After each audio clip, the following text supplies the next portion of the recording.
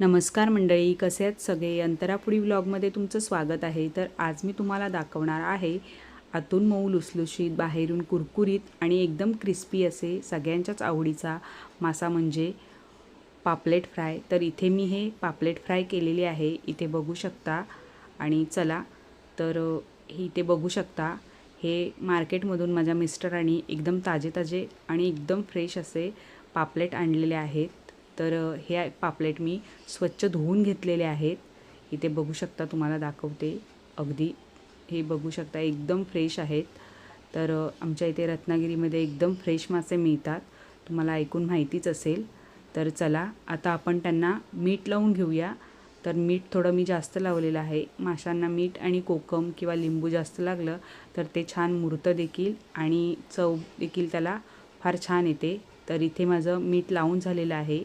आता मी इथे मीडियम आकाराचे 2 लिंबू घेतलेले आहेत, तर ते देखील मी इथे पिळून घेणार आहे। तर मी बी काढून घेतलेले आहेत त्यामधले आणि त्यावर मी आता हे पिळून घेतलेले आहेत लिंबू। तर आता हे लिंबू आणि मीठ आपलं छान लावून झालेलं आहे। आता हे आपण 10 मिनिटासाठी छान मुरण्यासाठी हे बाजूला ठेवून घेऊया।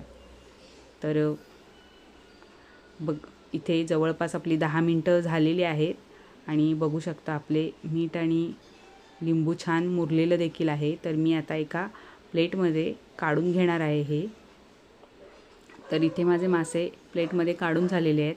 आता आपण हळद लावायची आहे। तर मी जवळपास पाऊण चमचा आपल्या पापलेटना हळद लावून घेतलेली आहे।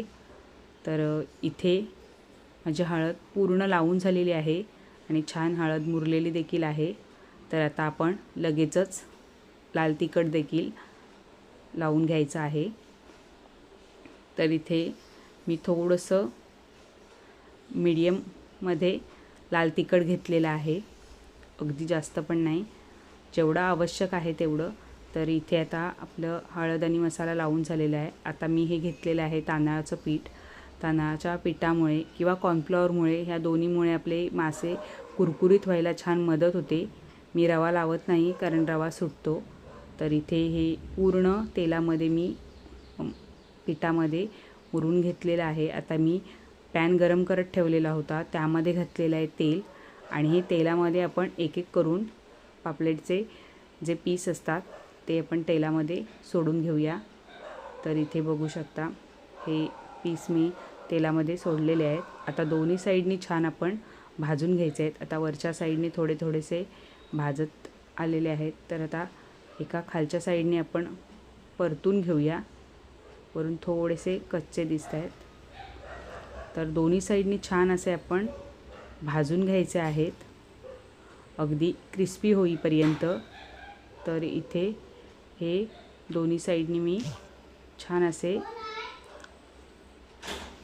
पापलेट आपले भाजून घेतलेले आहेत।